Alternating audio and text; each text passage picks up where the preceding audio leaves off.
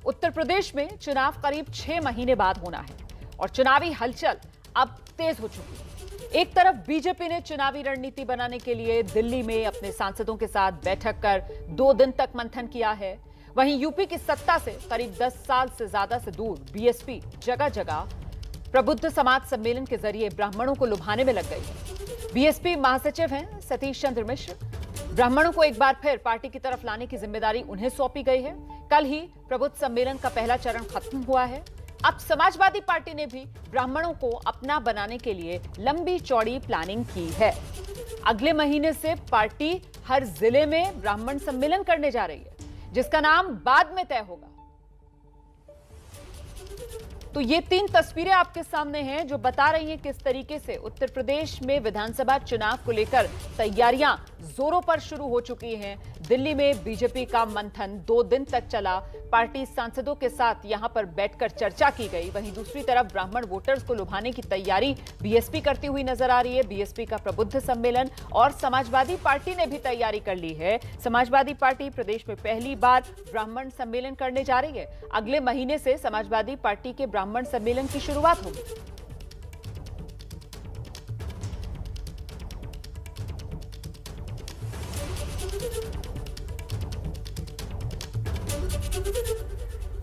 तो अगले साल के शुरू में उत्तर प्रदेश विधानसभा चुनाव और इस बीच बीएसपी का ब्राह्मण सम्मेलन जिसकी शुरुआत 23 जुलाई से हुई। ये पहले चरण के बारे में हम आपको बता रहे हैं। अयोध्या में हुआ, फिर 24 जुलाई को अंबेडकर नगर में ब्राह्मण सम्मेलन हुआ।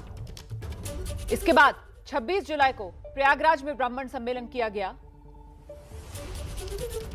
27 जुलाई को शामली में ब्राह्मण सम्मेलन रखा गया बीएसपी की तरफ से। फिर 28 जुलाई प्रतापगढ़ में और 29 जुलाई मतलब कल सुल्तानपुर में। यह पहला चरण बसपा के ब्राह्मण सम्मेलन का। तो उत्तर प्रदेश में 2022 का चुनाव और ब्राह्मणों पर सबका दाव। करीब 10% के आसपास उत्तर प्रदेश में ब्राह्मणों की आबादी है और इसी 10% वोट शेयर को लुभाने के लिए सभी पार्टियां किस तरीके से जुटी हुई हैं आप देख सकते हैं। योगी आदित्यनाथ सरकार की घेराबंदी विरोधियों की तरफ से यह कहते हुए हुई कि योगी राज में ब्राह्मणों का अपमान, ब्राह्मणों को दरकिनार किया गया। हालांकि योगी सरकार की तरफ से इन तमाम आरोपों को सिरे से खारिज किया गया, बेबुनियाद करार दिया गया। लेकिन योगी सरकार की घेराबंदी विपक्षियों ने ब्राह्मणों की अनदेखी के मुद्दे को उठाकर जरूर की। यूपी में ब्राह्मण अहम क्यों है ये जान लीजिए आप। 2007, 2012, 2017 की जीत में ब्राह्मणों ने बड़ी भूमिका निभाई और 2007 में वो जीत बीएसपी को जो मिली थी उसे बीएसपी का सोशल इंजीनियरिंग कहा गया था और उसे ब्राह्मणों के बूते मिली जीत माना गया था बीएसपी के लिए। तो अब 2022 के लिए बीएसपी के ब्राह्मण दाव पर बात करने के लिए हमारे साथ खास मेहमान बीएसपी के महासचिव, पार्टी में ब्राह्मण चेहरा, सांसद सतीश चंद्र मिश्र जी मौजूद हैं। सतीश चंद्र मिश्र जी, बहुत स्वागत आपका एबीपी न्यूज में सर, और बहुत धन्यवाद समय निकालने के लिए हमारे लिए। सबसे पहले मुझे लगता है आप ये बताइए कि इस बार पार्टी ने यूपी चुनाव में अकेले जाने का फैसला क्यों लिया है, जबकि पंजाब में तो हम देख रहे हैं अकाली दल के साथ आप लोगों का गठबंधन हो गया है। देखिए, पंजाब की बात दूसरी है, लेकिन उत्तर प्रदेश जहां तक सवाल उठता है तो उत्तर प्रदेश में बहुजन समाज पार्टी ने, हमारी पार्टी के मुखिया ने, बहन मायावती जी ने बहुत पहले इसको अनाउंस कर दिया कि हम लोग उत्तर प्रदेश में अकेले चुनाव लड़ेंगे और अपनी दम से अकेले सरकार बनाने का काम करेंगे, जैसे सन 2007 में बनाने का काम किया था। अलग अलग प्रदेश का अलग अलग समीकरण होता है और पंजाब का एक अलग समीकरण है, लेकिन उत्तर प्रदेश में पूर्ण बहुमत की सरकार बनाने के लिए अपने दम पे हम लोगों ने ये तय किया, बहन मायावती जी ने तय किया कि हम अकेले और गठबंधन करेंगे। ऐसा नहीं गठबंधन करेंगे, यहाँ की जनता से करेंगे, लोगों से करेंगे जी। लेकिन इसी यूपी में जब अस्तित्व पर सवाल उठ गया था बीएसपी के, जब 2014 लोकसभा चुनाव में खाता भी नहीं खुला था, तो फिर 2019 लोकसभा चुनाव में हमने देखा था समाजवादी पार्टी के साथ हाथ मिला लिया गया था और इसका फायदा भी मिला था आप लोगों को। देखिए, 2014 में हम लोगों को अगर खाता नहीं खुला वो एक चीज़ है। दूसरी चीज़ इसको भी ध्यान में रखने की ज़रूरत है, आप लोगों को भी और सभी को, कि 2014 में जो हमें 2009 में जितना वोट मिला था उससे कहीं ज़्यादा वोट 2014 में मिला था। हम लोग लगभग 2 करोड़ और 60 लाख के आसपास वोट पाए थे 2014 में, और इस देश की सबसे तीसरी बड़ी पार्टी के रूप में उभरे थे वोट नंबर पे और वोट शेयर पे और वोट परसेंटेज पे। हमारा percentage of the vote UP में कभी भी नहीं घटा है, ये बढ़ता ही रहा है और हमारा इंटैक्ट रहा या बढ़ा। तो इसलिए सीट का नहीं आई वो अलग चीज़ है, लेकिन कितनी सीटों पे हम लोग थोड़े थोड़े वोट से हार गए वो दूसरी चीज़ है। 2000 जब हम लोग गठबंधन के साथ में लड़े तब भी हमारा वोट शेयर, जो हमारा वोट शेयर था वो हमको उतना मिला, इंटैक्ट रहा। और गठबंधन के बाद या गठबंधन के बगैर भी जितना वोट मिला था उतना ही वोट तब भी मिला था। ठीक है सर, आमतौर पर तो राजनीति में आगे बढ़ा जाता है, लेकिन यहाँ बीएसपी के लिए देख रहे हैं कि बीएसपी जो वक्त का पहिया है उसको कुछ पीछे घुमाती हुई नजर आ रही है। वो जिस तरीके से 2007 में कहा गया था ना कि बीएसपी ने ब्राह्मणों के साथ मिलकर जो सोशल इंजीनियरिंग की, अब वही ब्राह्मण सम्मेलन के जरिए उसी सोशल इंजीनियरिंग को 2022 में भी प्रयोग करने की कोशिश में पार्टी, ये पहिया पीछे घूम रहा है। ये पहिया पीछे नहीं घूम रहा है, पहिया आगे घूम रहा है। आगे इसलिए चल रहा है क्योंकि हमारा, देखिए, हाथी जो है वो पीछे कभी नहीं, आपने उसको पीछे चलते हुए नहीं देखा होगा। हाथी हमेशा आगे कदम बढ़ाता है और आगे बढ़ता रहता है।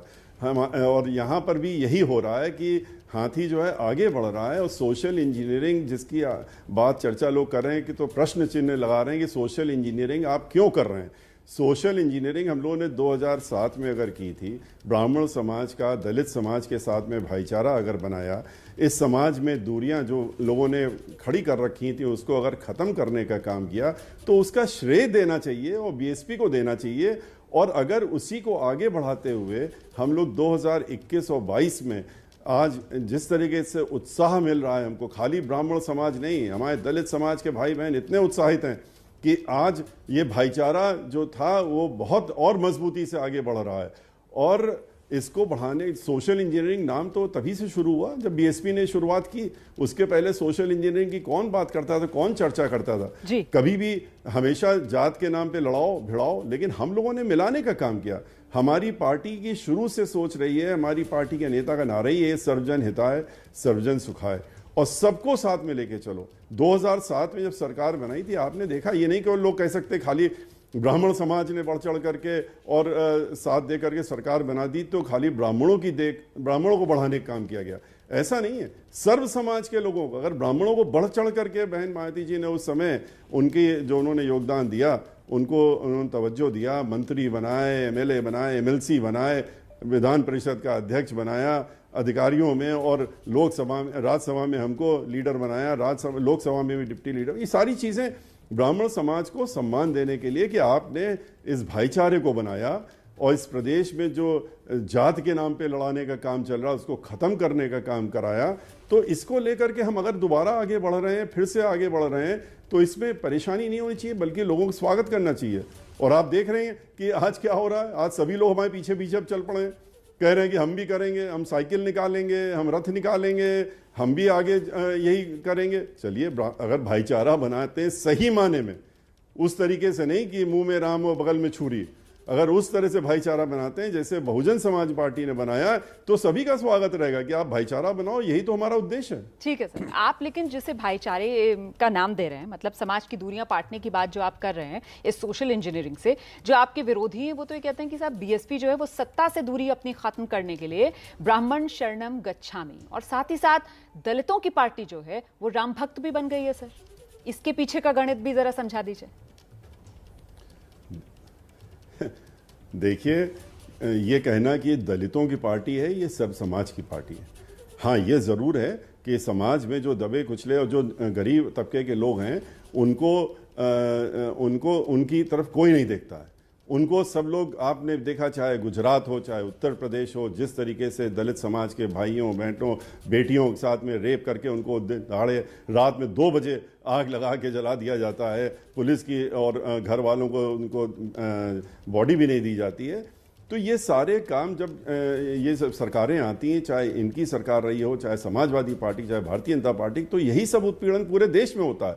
लेकिन आज अगर बहुजन समाज पार्टी का आप रिकॉर्ड देख लेंगे उठा करके, तो 5 साल में तो पूर्ण बहुमत के अकेले दम पे सरकार बनाई थी, और जो करके दिखाया, एक भी दंगा फसाद नहीं, एक भी लड़ाई झगड़ा नहीं। अगर किसी ने पार्टी के व्यक्ति ने भी, अगर एमपी ने, सिटिंग एमपी ने भी अपने हाथ में कानून लिया तो बहन मायावती जी ने 17 दिन हुए थे सरकार बने हुए और उसको घर में बुला करके उसको जेल में भिजवाने का काम किया। 5 साल तक वो जेल में रहा।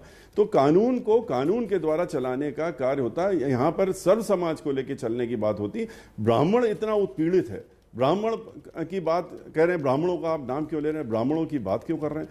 अरे ब्राह्मण, मैंने दरअसल सवाल इसलिए किया सतीश सर, मैंने सवाल दरअसल इसलिए किया क्योंकि आपने भी जिस तरीके से कहा कि आप बीएसपी का रिकॉर्ड उठाकर देखिए, तो फिर अगर जरा पीछे चलें तो मुझे कांचीराम जी का वो प्रस्ताव याद आता है जो उनकी तरफ से दिया गया था, जिसमें उन्होंने कहा था कि साहब राम मंदिर की जगह शौचालय बनाया जाए। 1989 में फैजाबाद में भाषण देने के दौरान उन्होंने ये प्रस्ताव दिया था। आप सहमत हैं इससे? देखिए हम आपको एक चीज बताएं कि आप कौन से ज़माने में कब की बात कर रही हैं और क्यों, और पीछे लोगों के कहने से जो लोग ये चाहते हैं कि कोई एक नारे की बात कभी करते हैं, कभी इसकी बात करते हैं, वो वही लोग कर रहे हैं इन सब चीज़ों को। जिस चीज़ों को हम लोगों ने समता एक मूलक समाज बनाने के बाद सबको एक साथ इकट्ठा कर दिया, तो अब जिन लोगों को इस बात से परेशानी हो रही है वो लोग आपके पास और लोग पास जाते हैं ये बातें कहने के लिए कि अरे आप ये देखिए, आप वो देखिए, जो नारा कभी पार्टी ने दिया नहीं, उस नारे को बैठ करके और मंच तो से तिलक तराजू और तलवार, इनको मारो जूते चार। आप जिस नारे का जिक्र कर रहे हैं ये तो 1988 के इलाहाबाद लोकसभा उपचुनाव में कांचीराम जी ने लगाया था। 1988 के इलाहाबाद लोकसभा उपचुनाव में कांचीराम जी की तरफ से लगाया गया था। आप हमारी बात सुनिए। हम 2002 से तो पार्टी में 20 साल से तो हम खुद ही हैं, ठीक है, और 20 साल में हमने अपने सामने एक बार भी ना इस तरह के नारे को सुना, और ना अगर आप कहें कि 1000 वर्ष पहले, 1000 वर्षों से दलितों को उत्पीड़ित किया जा रहा है, परेशान किया जा रहा है, उनको सबसे नीचे स्तर में रखा गया है, उनके लिए तरह तरह के शब्दों का प्रयोग होता है, तो वो बातें तो आप इतिहास में जाने का काम करेंगे। आप आज के परिवेश में देखिए, अगर इन सब चीज़ों को समाप्त करके, ख़त्म करके एक समतामूलक समाज बनाने की योजना के आगे बढ़ रही है पार्टी, तो उसका बढ़ावा करना चाहिए। तो आज के परिवेश की हकीकत बताइए ना, आज के परिवेश की हकीकत क्या है बीएसपी की? क्या बीएसपी कांचीराम के विचार से, कांचीराम की कथनी से आगे बढ़ चुकी है? सर, आज के परिवेश की बीएसपी की हकीकत क्या यही है? देखिए, फिर मैं आपसे कह रहा हूं कि आप इतिहास के पन्नों में जाना चाहती हैं, और जो इतिहास के पन्ने हमने नहीं पढ़े हैं और ना हमने देखे हैं और ना हमने सुने, तो हम आपसे वर्तमान की बात कर रहे हैं। 20 वर्षों से जो बहुजन समाज पार्टी में बिल्कुल आपसे ये सवाल इसलिए कर रही हूं क्योंकि ये वो बुनियादी सवाल हैं जिसे लेकर बीएसपी, ये जो सवाल सवाल इसलिए किए जाते हैं कि समाज को फिर से तोड़ो। ये सवाल इसीलिए करे जाते हैं, जो भी उठाता है आपके सामने वो इसीलिए उठाते हैं कि ये समाज को जोड़ने मत दो, ये समाज को तोड़ो, और तोड़ेंगे नहीं तो राजनीति कैसे करेंगे? अंग्रेजों वाली राजनीति, समाज को बांटो, तोड़ो और राजनीति करो।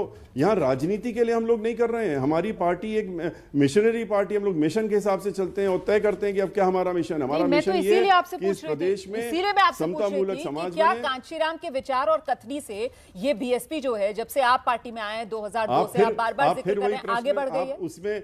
आप उसमें जा रहे हैं जिसका जवाब हमने आपको अभी दे दिया।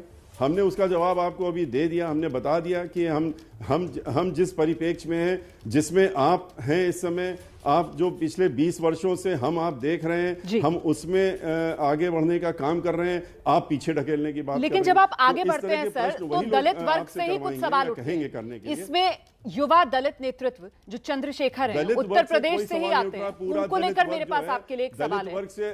जी सुन लीजिए, सवाल सुन लीजिए कि हमने देखा था किस तरीके से 2014 में मायावती चंद्रशेखर के लिए सहारनपुर पहुंची थी। दलित, आप मेरी सुन लीजिए जी, आप सुन लीजिए, दलित वर्ग को आप लोग चाहे जितना भी, अब कोई भी, आप नहीं, मैं आपके ऊपर कुछ नहीं कह रहा हूं, आप लोग तो वही कहेंगे जो लोग आपसे कहेंगे कि जो लोग जितनी भी कोशिश कर लें कि दलित वर्ग को अंदर कोई वो इस तरह की फूट डालने की कोशिश करें, ये करें, दलित वर्ग इतना उत्साहित है इस भाईचारे से कि ब्राह्मण समाज से ज्यादा दलित समाज के लोग उत्साहित हैं। लेकिन जिनकी रोटी नहीं सिक रही है, जिनकी रोटी अब पकना बंद हो गई है, उन्हीं को परेशानी है और किसी को परेशानी नहीं इस चीज की। सर चंद्रशेखर, आप उनको मानते हैं कि वो दलितों में एक युवा नेतृत्व को धार देने की कोशिश कर रहे हैं? उनकी तरफ से बीएसपी को कटघरे में यही कहकर खड़ा किया जाता है कि बीएसपी जो है वो सत्ता के लालच में जो दलित वर्ग था, जो वंचित वर्ग था, उसकी आवाज उठाना भूल गई है। आप किसकी बात कर रही हैं? जो समाजवादी पार्टी के साथ कह रहा है कि हम मिलकर के चुनाव लड़ेंगे, जो कह रहा है कि हम इनके साथ मिलकर के चुनाव लड़ने का काम करेंगे, और जिनके साथ में कितने लोग हैं वो आपको भी पता है, सब पूरे प्रदेश को मालूम है कि जो खड़े भी हैं उनके साथ में उन्होंने खुद बयान दे रखा है कि देखिए वोट तो हम बहन मायावती जी को देंगे, हाथी पे ही लगाएंगे, क्योंकि सरकार हमें अपनी बनानी है। हमें मालूम है कि यहाँ पर इनके साथ में रहने के बाद क्या हो रहा है, कहां से पार्टी चलाई जा रही है, कौन पीछे से क्या कर रहा है, ये तो पूरे प्रदेश को मालूम है, आपको भी जरूर मालूम होगा। तो सर, दलित युवाओं को अपने साथ जोड़ने के लिए क्या हम इस बार मायावती जी के भतीजे आकाश की कोई महत्वपूर्ण भूमिका देख सकते हैं? क्या वो सीधे चुनाव मैदान में उतर सकते हैं? नहीं, आकाश जी के साथ देखिए, आकाश जी हमारी पार्टी के हमारे ऑल इंडिया कोऑर्डिनेटर हैं जी, और यंग फेस हैं। दलित समाज के लोग और अन्य समाज के भी जो नौजवान के लोग हैं वो उनके साथ में बहुत ज्यादा जुड़े हुए हैं। और आज के रोज खुशी की बात यह है कि नौजवान लोग जो हैं, हमारी पार्टी ने भी कहा कि 50% नौजवान होने चाहिए। नौजवान लोग जो हैं वो इतनी तेजी से जुड़ रहे हैं कि हम लोगों का सबका उत्साह बढ़ रहा है देख करके, जैसे आकाश आनंद जी के साथ में जुड़ने का काम कर रहे हैं वो लोग। ठीक है सर। और सर, जाति पूरे देश में घूमे हैं वो, तो देश में गए, जहां जहां जिस प्रदेश में गए वहां पर भी उनके साथ में सैकड़ों की संख्या में नौजवानों ने आकर के और अपना जोरदारी से उनके साथ में खड़े होने का ऐलान किया। ठीक है सर, चुनाव लड़ेंगे या नहीं लड़ेंगे? आकाश, चुनाव लड़ेंगे या नहीं लड़ेंगे? देखिए, चुनाव हम लोग चुनाव नहीं लड़ रहे हैं, ना हम चुनाव लड़ रहे हैं, ना वो चुनाव लड़ रहे हैं। हम लोग पार्टी को मजबूती कर रहे हैं, मजबूती दे रहे हैं। हम लोग चुनाव लड़ने वाले लोग जो हैं वो चुनाव लड़ेंगे, लेकिन हम लोगों का जो दायित्व है, जो हम लोगों को काम दिया गया, जो हम लोग काम सौंपा गया है बहन मायावती जी द्वारा, वो हम लोग कर रहे हैं। ठीक है। एक सवाल और सर कि अगर देखा जाए बिहार में तो वहां पर तो ओवैसी से आप लोग हाथ मिला लेते हैं, लेकिन उत्तर प्रदेश में ओवैसी से परहेज, इसके पीछे क्या वजह? देखिए, बिहार में भी आपको अच्छी तरीके से, शायद आप फिर से हमको ये कहना पड़ा, आप एक बार वो पन्ना बिहार का पलटवा लीजिए और आपको मिल जाएगा कि हमने ओवैसी के साथ में कोई वहाँ गठबंधन नहीं किया था। हमारा गठबंधन कुशवाहा जी के साथ में था, उनकी पार्टी के साथ में था, और गठबंधन उसके बाद उन्होंने अपनी जो सीटें उन्होंने ली थी गठबंधन में, उसमें उन्होंने कौन सी सीट उनको दी, किसको दी, औरों को भी दी, उससे हम लोगों का मतलब नहीं था। हम लोगों ने उनके साथ कोई गठबंधन नहीं किया। ना आपने कहीं पर हमारी पार्टी की नेता बहन मायावती जब वहाँ रैली भी करने गई तो आपने किसी उनके मंच में उनको नहीं देखा होगा, इसीलिए क्योंकि हमारा उनसे कोई लेना देना बिहार में नहीं था।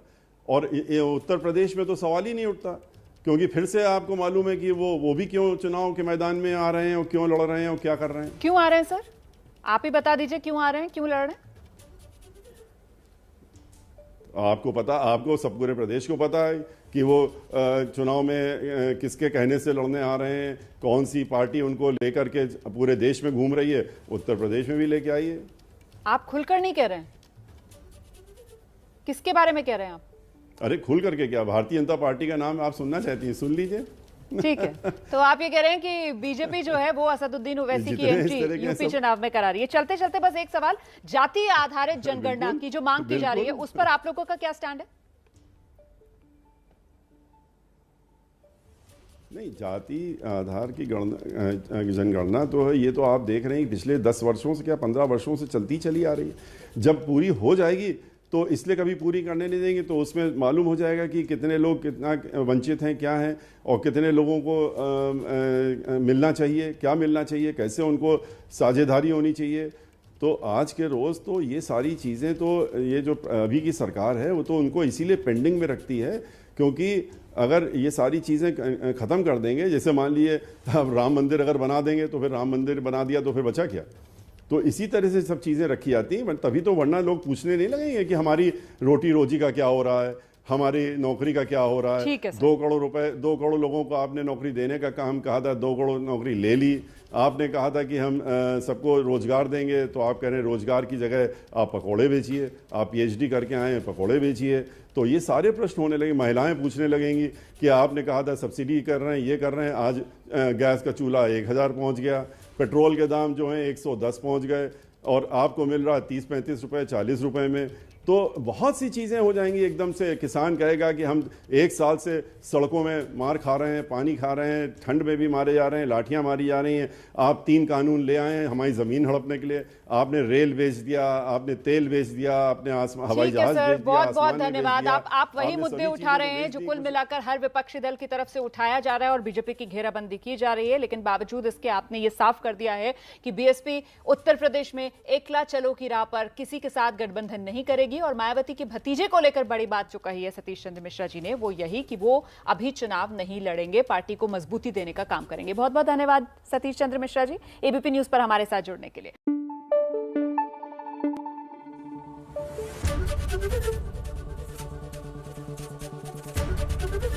एबीपी न्यूज आपको रखे आगे।